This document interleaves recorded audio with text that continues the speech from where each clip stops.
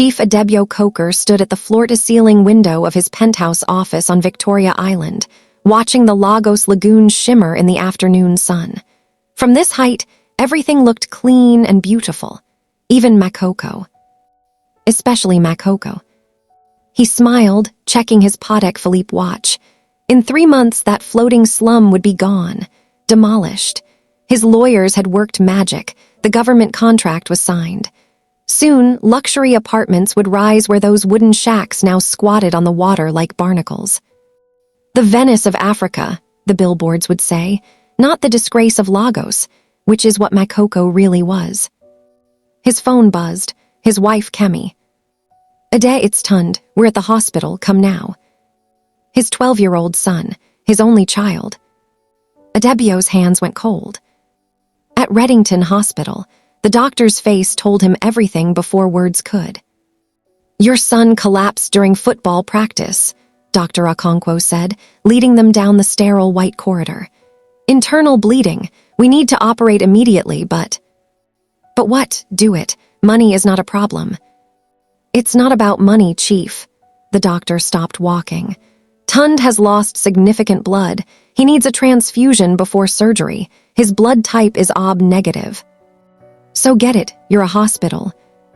OB negative is the rarest blood type in Nigeria, Chief. Less than 0.5% of the population. Our blood bank doesn't have it.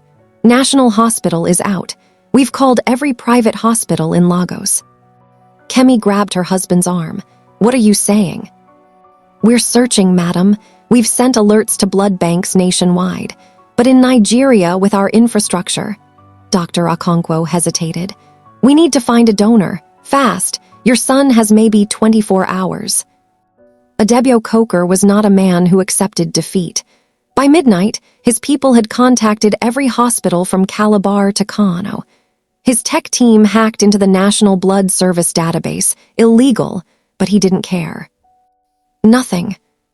He tried the embassy contacts. Could they fly blood from London, South Africa? Not in time, they said. Customs preservation regulations. At 2 a.m., his phone rang. His head of security, Emeka. Chief, we found someone. Adebayo's heart leaped. Where? Who? You're not going to like this, sir. Her name is Bisola Ademi, age 28, lives in Makoko. Silence. The slum. Yes, sir. She registered as a donor 3 years ago when her daughter was sick. She's OB negative, the only match in Lagos. Adebayo closed his eyes. Of course it would be Makoko. Get her on the phone. We tried, sir. She has no phone, no permanent address we can find, just a registered location, Makoko Waterside, Community 3, house number. It doesn't matter. There are no real addresses there. Then send people to find her. Pay her whatever she wants. Another pause. Chief, our men can't go into Makoko at night. It's complicated. Those people don't trust outsiders. They definitely don't trust your men, not after the demolition notices. Adebayo felt something crack inside his chest. Then what do I do, Emeka? Tell me what to do. You go yourself, sir. In the morning, you ask her yourself. At dawn, Adebayo stood at the edge of Makoko. He'd driven himself in a borrowed Toyota Camry. His Range Rover would have been stripped for parts within minutes. The smell hit him first. Raw sewage, rotting fish, wood smoke, and something else. Human density, thousands of people living on top of each other with nowhere for the smell to go. Wooden houses stood on stilts above black water, connected by narrow planks that served as bridges. Children were already awake, jumping between planks like it was a playground. Women paddled canoes, heading out to the day's hustle. This was what he wanted to erase. This mess, this poverty. Now he needed something from it. A young man approached, maybe 20, wearing a faded Arsenal jersey. Uncle, you lost. I'm looking for someone, Bisola Ademi. The young man's eyes narrowed. Who's asking? My name is, he almost said Chief Adebayo Coker, but something stopped him. These people knew that name, knew it the way you knew the name of someone trying to destroy your home. My name is Ade, my son is sick. I was told Bisola can help. The young man studied him. The expensive watch Adebayo had forgotten to remove, the soft hands that had never done manual labor, the fear in his eyes. "Wait here." 20 minutes passed. Adebayo stood awkwardly as the community woke up around him. A woman walked past carrying a basin of fresh fish on her head, not even glancing at him. An old man sat on his porch, repairing a fishing net, humming. They lived here, actually lived here. It wasn't just a statistic or an eyesore, it was a neighborhood. "Come." The arsenal fan led him across the narrow planks. Adebayo's leather shoes slipped on the wet wood. Below, he could see garbage floating in the lagoon, plastic bottles, styrofoam, things he didn't want to identify. One wrong step, and he'd fall into that filth. "Careful, uncle. You're not used to walking like this."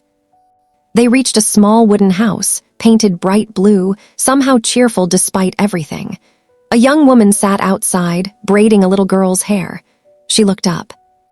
She was beautiful, not in the polished Lagos way, but in a way that looked lived-in and real. Her eyes were sharp, intelligent, tired. "Bisola," Adebayo asked. "Who wants to know?" The arsenal fan whispered something to her.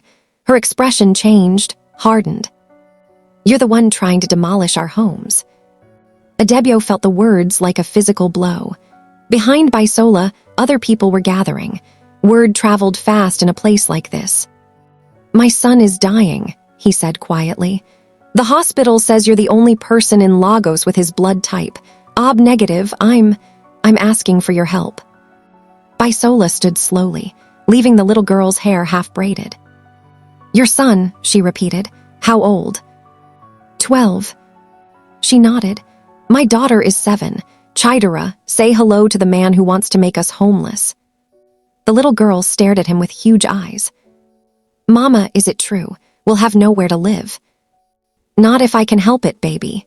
Bisola turned back to Adebayo.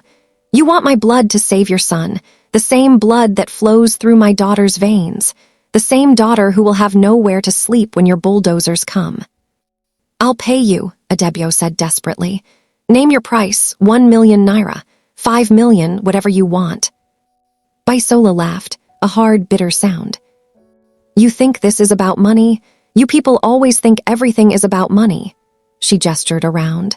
"You see poverty here and think we're all for sale, but I have something you don't have, chief man. I have what your son needs to live." The crowd murmured. Adebayo felt sweat running down his back, and it wasn't from the heat. "What do you want?" he whispered. Bisola stepped closer. Up close, he could see the intelligence in her face, the strength. "I want you to see us, really see us. Not from your office window, not as a problem to be cleared away. I want you to spend one day here.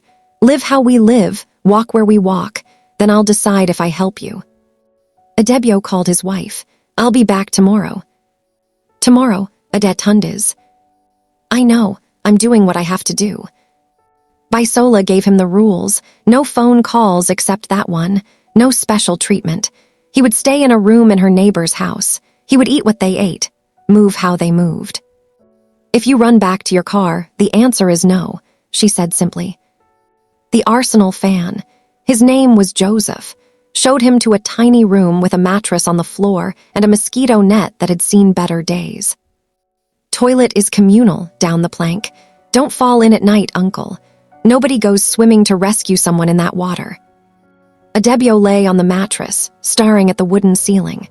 He could hear everything: Bobby's crying, couples arguing, someone's TV playing a Nollywood movie, the constant lap of water against stilts. At home, silence was purchased with concrete and insulation. Here, you lived inside everyone else's life, whether you wanted to or not. Morning came early. A rooster crowed somewhere. Someone actually kept a rooster out here on the water. Bisola knocked on his doorframe. "Come, I need to fetch water." He followed her through the maze of planks to the mainland, where a borehole served the community. Hundreds of people were already queuing with yellow jerry cans. "We wait our turn," Bisola said. "About 45 minutes usually." 45 minutes, every day. Sometimes twice a day if we're cooking. The water here, she pointed at the lagoon, you can't drink it. Can't even bathe in it unless you want skin infections. They waited. Adebayo watched the women around him, laughing, gossiping, helping each other lift heavy containers. There was a social network here, invisible to outsiders. When their turn came, Bisola filled 2 20-liter jerry cans. "Carry one," she said. Adebayo lifted it, heavy, 20 kilograms at least. Bisola hoisted hers onto her head and started walking back across the planks. He carried his in both hands, struggling for balance on the narrow wood. His arms screamed. His back screamed. By the time they reached her house, he was gasping. "You do this every day." "Every day," she confirmed. "Sometimes my daughter helps. She's 7, remember, strong girl." Breakfast was bread and tea. Not the artisan bread from his usual bakery, plain bread from a local shop, tea with powdered milk. It tasted better than it should have. "Why do you live here?" he asked. "You seem educated, you could." "Could what, afford rent in Surulur? Yaba, on what salary?" She laughed. "I'm a hairdresser, Mr. Ade. I make maybe 40,000 naira a good month. Rent anywhere decent starts at 200,000 a year, plus food, school fees, transportation, light bills." "But there must be cheaper places then." "Then the slum," she looked at him directly. "This is Lagos. The cheap places are all slums. The only difference is some slums are hidden behind walls where you don't have to look at them." She paused. "Here at least I own my house. My father built it. No landlord can throw us out, or at least he couldn't until you came along." The words hit home. Joseph took him around the community. Adebayo saw the school, a wooden building where children sat on benches, sharing textbooks, learning their multiplication tables. He saw the clinic, a single nurse treating everything from malaria to childbirth with minimal supplies. "Last year, woman died in childbirth," Joseph said quietly. "Bleeding, same like your son now. We had no blood, no ambulance. By the time we got her to the mainland hospital." He didn't finish. "Why do you stay?" Adebayo asked. "All of you, why not leave Lagos?" Joseph smiled sadly. "Leave to where? My village in Akwa Ibom? No jobs there, no future. At least here I can hustle. I repair phones, I do some carpentry, I help fishermen. I survive. My younger brother is in university because I'm here, sending money home." He gestured around. "You see poverty, we see family, we see community. When someone is sick, we contribute money. When someone dies, we bury them together. When there's no food, we share what we have. You have money, uncle, but do you have this?" Adebayo had no answer. That evening, Bisola invited him to join her family for dinner. Her daughter Chidera had warmed up to him, showing him her school books with pride. "I came first in my class," she announced. "Mama says education is the way out." "Out of where?" Adebayo asked gently. "Out of being poor," the girl said matter-of-factly. "But I still want to live here. All my friends are here."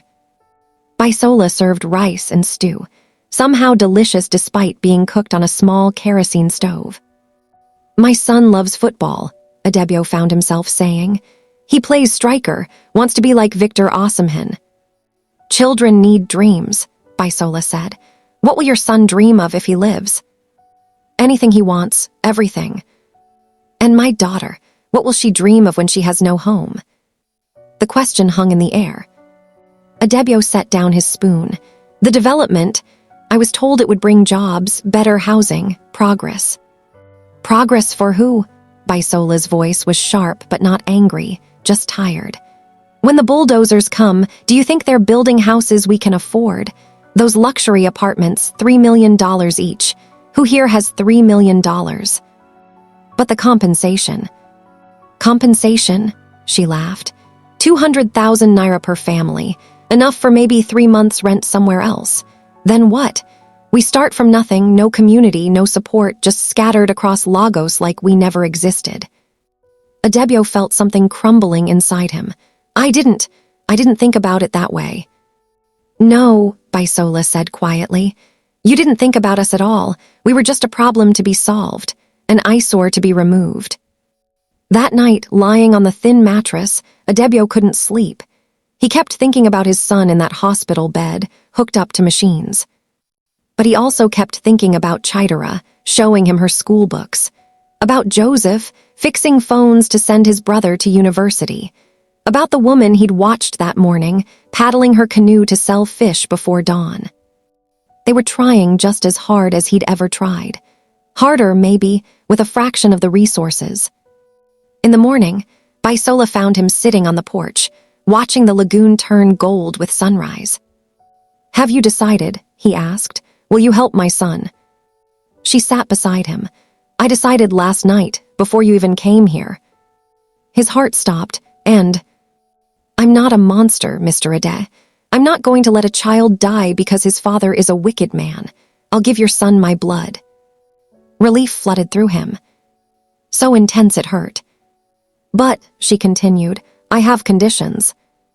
"Anything." "First, stop the demolition. I know you can. You have the power." "Done." "Second, use some of that money you offered me, all of it, to improve things here. Clean water access, better sanitation, actual health care, not charity, partnership. We tell you what we need. You help us build it."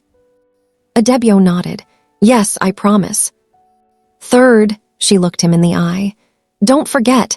Don't go back to your tower and forget what you saw here. Remember that we're human beings, that every slum you see has Chideras and Josephs and families who love each other. Can you do that?" He thought about his day here, the exhaustion of carrying water, the taste of simple food shared, the sound of children laughing despite everything. "I won't forget," he said, and meant it. At Reddington Hospital, the nurses prepped Bisola quickly. Dr. Okonkwo was waiting, relief evident on his face. Adebayo watched as they drew her blood, dark red, precious, the same blood flowing in Chidera's veins back in Makoko. "Thank you," he said, his voice breaking. "I can never." "Just keep your promises," Bisola said. "That's thanks enough." The transfusion took 2 hours. Then the surgery, another 4. Adebayo and Kemi waited, praying to a god he'd forgotten about in his climb to success. When Dr. Okonkwo emerged, he was smiling. "Your son is stable. The surgery was successful. He'll need time to recover, but he's going to be fine." Kemi collapsed in tears. Adebayo held her, feeling something he hadn't felt in years, gratitude so deep it hurt. 3 months later, the bulldozers never came to Makoko. Instead, construction crews arrived with different plans: water treatment facilities, drainage systems, reinforced walkways. Adebayo's company partnered with the community, employing local workers, listening to local needs. It wasn't perfect. The government still grumbled about illegal settlements. Some of Adebayo's business partners called him soft, crazy. But when he looked at his son playing football in their garden, healthy and alive, he knew what mattered. And once a month, Tund came with him to Makoko. The boy and Chidera had become friends, an unlikely connection but genuine. "Daddy," Tund asked one day, "why did that woman help me? I was a stranger to her." Adebayo thought about that question, about the answer Bisola had given him when he'd asked the same thing. "Because," he said slowly, "some people understand that we're all connected, that your life and her daughter's life aren't really separate, that when one of us suffers, we all suffer, and when one of us is saved, we're all a little more saved too." Tund nodded, not fully understanding but sensing the truth in it. From his car, Adebayo watched Joseph teach his son how to balance on the narrow planks, both boys laughing as they teetered over the water. 2 different Lagos, 2 different worlds. But maybe, he thought, not as separate as he'd believed. Maybe there was hope for building bridges instead of walls. He'd been looking down at Makoko for years. It had taken his son's life hanging in the balance for him to finally see what was really there. Not a problem. People. Just people trying to survive and thrive, same as anyone. The blood flowing through all of them, the same.